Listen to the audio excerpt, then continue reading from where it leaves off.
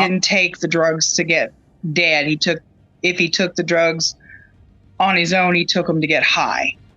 So right. I think there's more to the story. The families of 3 Kansas City Chiefs fans found dead outside of their friend's house are desperately searching for answers after reports that the men had cocaine and fentanyl in their systems. Will someone be charged in their deaths?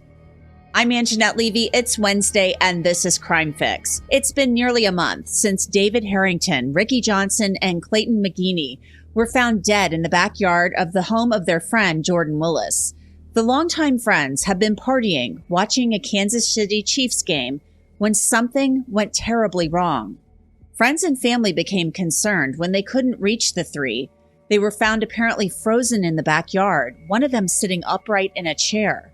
Jordan Willis, the homeowner, who is a prominent HIV researcher, answered the door for police, apparently claiming he'd been asleep for 2 days and didn't know his friends were in the backyard. The circumstances surrounding the deaths raised a lot of questions, but Kansas City police said from the get-go this was not a homicide investigation. Then last week, distraught family members told News Nation they were briefed on toxicology results that showed the 3 men had fentanyl and cocaine in their bloodstreams. Here's David Harrington's mom on Cuomo. He didn't take that to die. Something happened between either that was given to him. It just means that there's more to the story. There's more to it than just that. So how did Jordan Willis, the man who rented that home, survive if he took the drugs? He reportedly claimed he had been asleep for 2 days.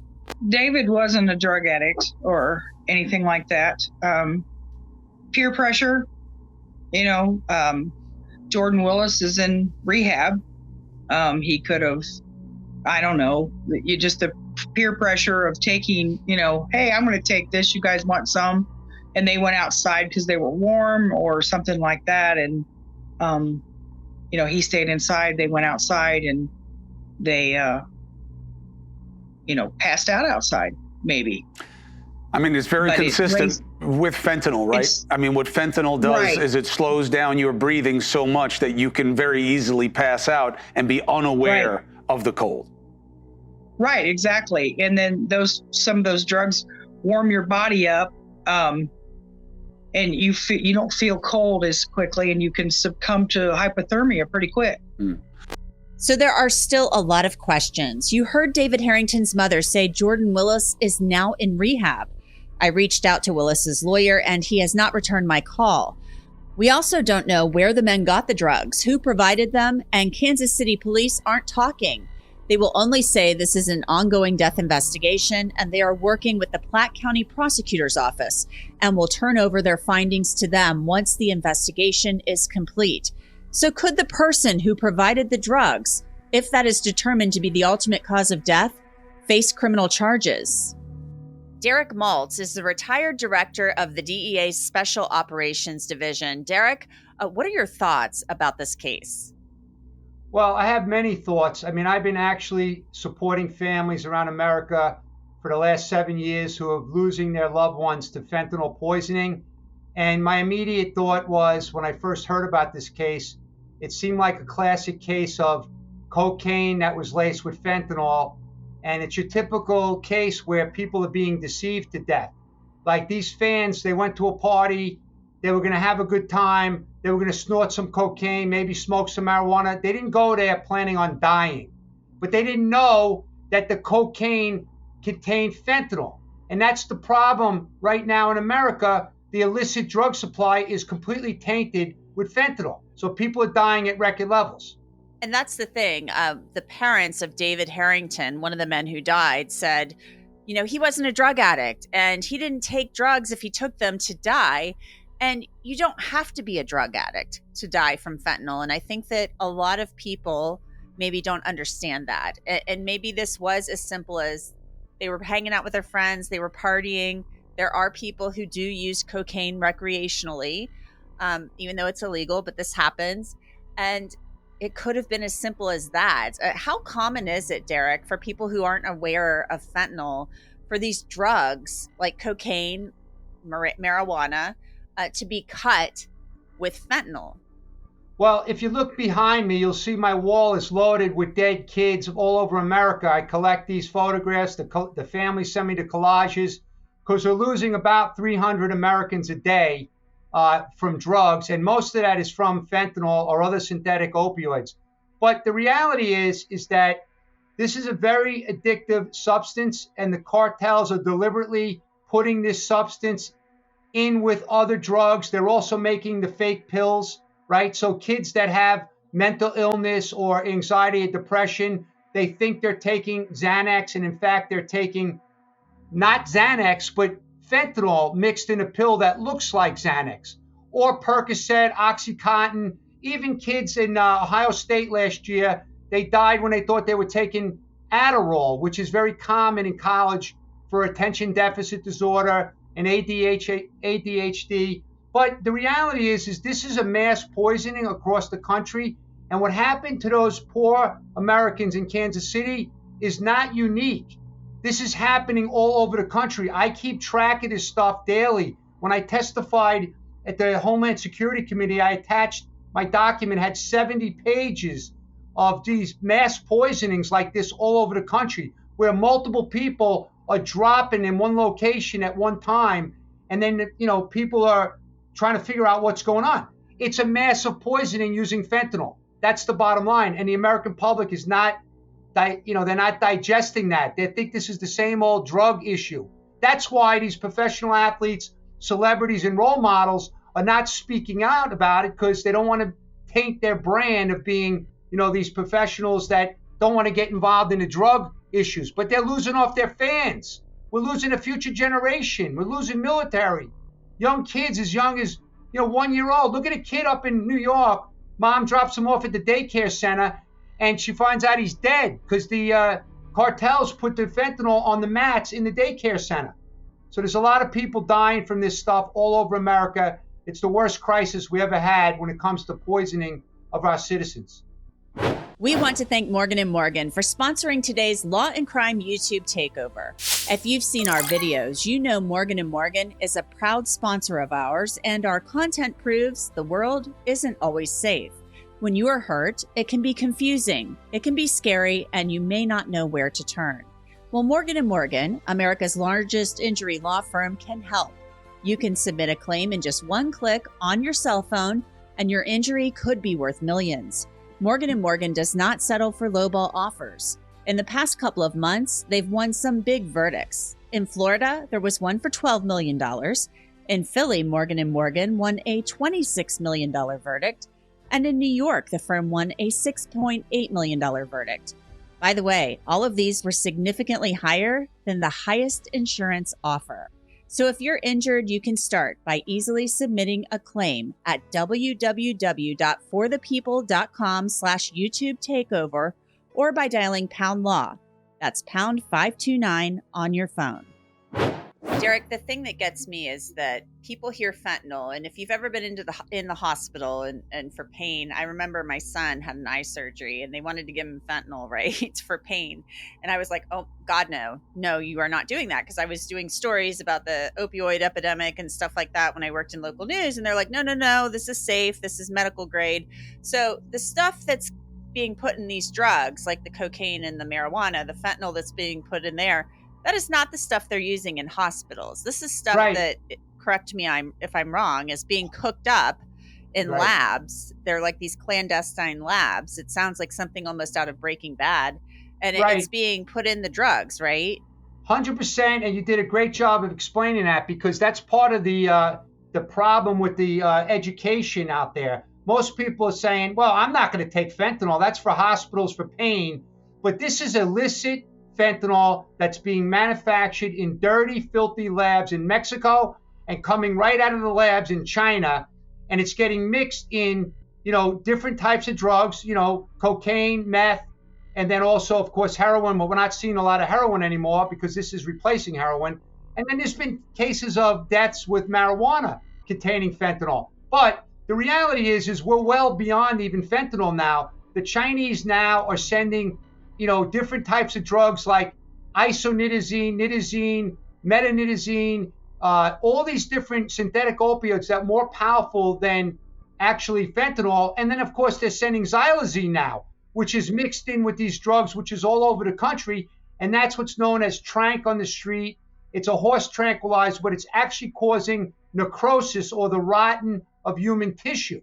So there's a very, very bad educational effort out there. The government is not doing enough. They're not helping the public to understand. And that's why I'm so hopeful that Taylor Swift, Travis Kelce, Patrick Mahomes, and other NFL and professional superstars, celebrities can come out and start educating their fans that are following them on social media. Because that's where the kids are today. Snapchat, Instagram, TikTok. And that's where they're learning. They're not watching all this stuff, mainstream media, podcasts.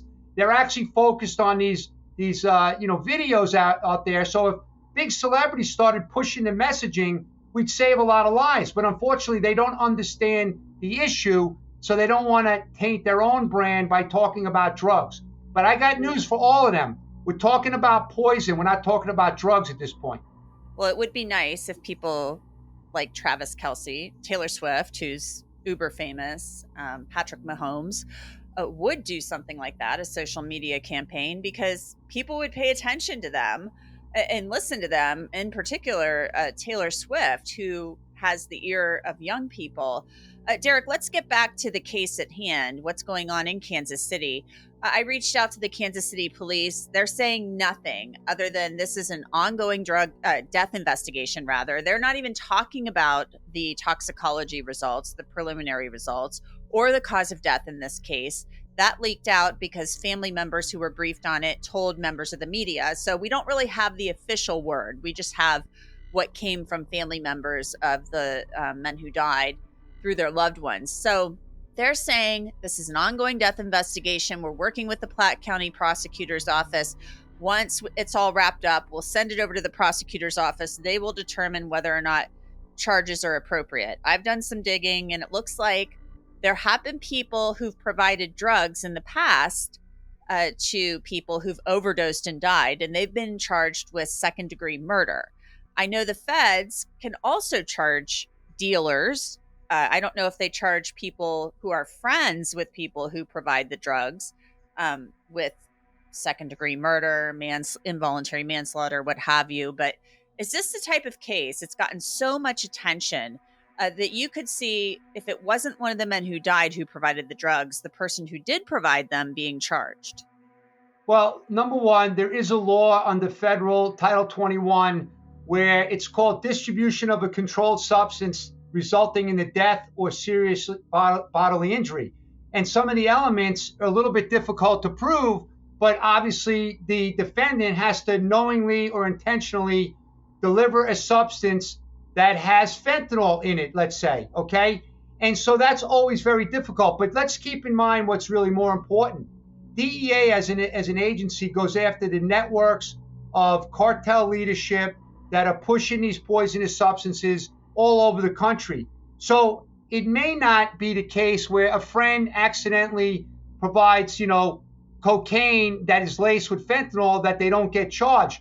But there is laws on the books. And I know the DEA in Missouri, for an example, they have an awesome U.S. Attorney's Office that has aggressively prosecuted multiple cases, 10, 20, 30, I'm not sure exactly how many, using this statute. And they have had convictions and serious, penalties to go along with this particular federal law. So it's case-by-case basis. It's very difficult without having the facts to make a determination, but it's very, very difficult in many times. Plus, it is a very long process because the investigators have to try to get the data from the phones, from the computers, and it's very, very labor intensive. And I know the DEA in Missouri has a task force of groups that work on these overdose cases on a regular basis.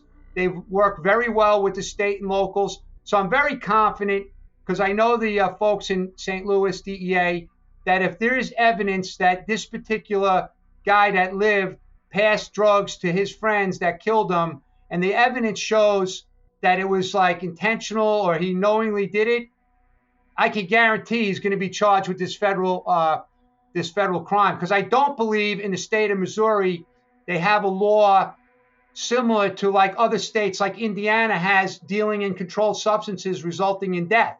And they have charged people in Indiana, for an example, but I don't think they have that in Missouri, according to my sources. Yeah, and I looked into the Missouri laws a little bit, and there was a bill in the legislature late last year that the governor vetoed that would have, created some felony charges for people who deal or provide drugs that kill people. So it all depends on what the state statute says.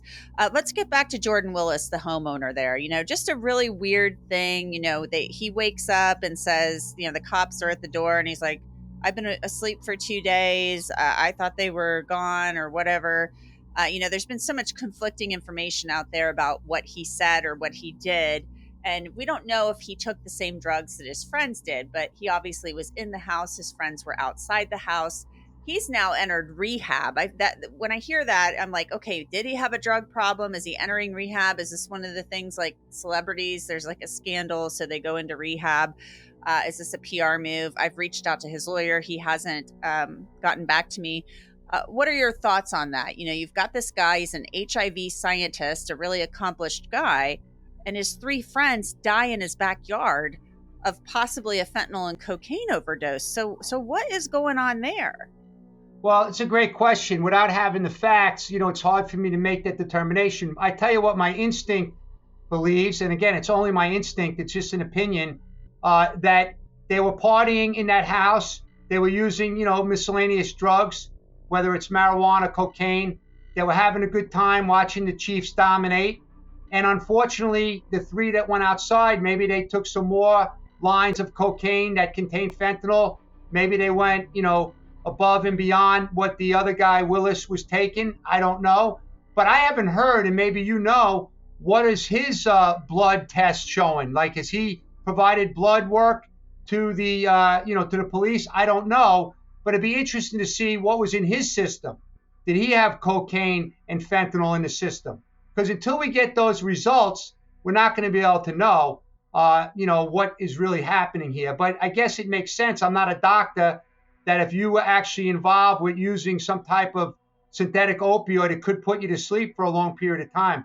I don't know about 2 days. I've never heard that myself, but I think it's possible depending on the dosage of synthetic opioid that was in your system. But again, it's hard to speculate without having the details. It really is, and we'll continue to follow the case. It'll be interesting to see if charges come of this. Obviously, the cops are being really tight-lipped. This is what they do in these investigations. They keep it close to the vest. There's also been a lot of talk of, oh my God, they didn't do a search warrant, but there may have been a consent search done on the house. Right. We just don't know. Exactly. Another question that's still kind of hanging out there. So Derek Maltz, thanks so much for coming on. We hope you come back sometime and talk about this and maybe some other stuff. We appreciate it. Thank you very much. One last thing I just want to put out to your viewers is that the DEA in 2023 sees 78 million fake pills and 12,000 pounds of fentanyl powder. And the DEA administrator said that 7 out of 10 pills they've analyzed have a potentially lethal dose of fentanyl. So these substances are everywhere. So if you're taking drugs, not a good idea, because most likely it's tainted with fentanyl. No doubt. It's not a good idea. Thanks again, Derek. And that's it for Crime Fix on this Wednesday, February 7th, 2024. I'm Angenette Levy. Thanks so much for joining us. We will see you back here tomorrow. Until then, have a great night.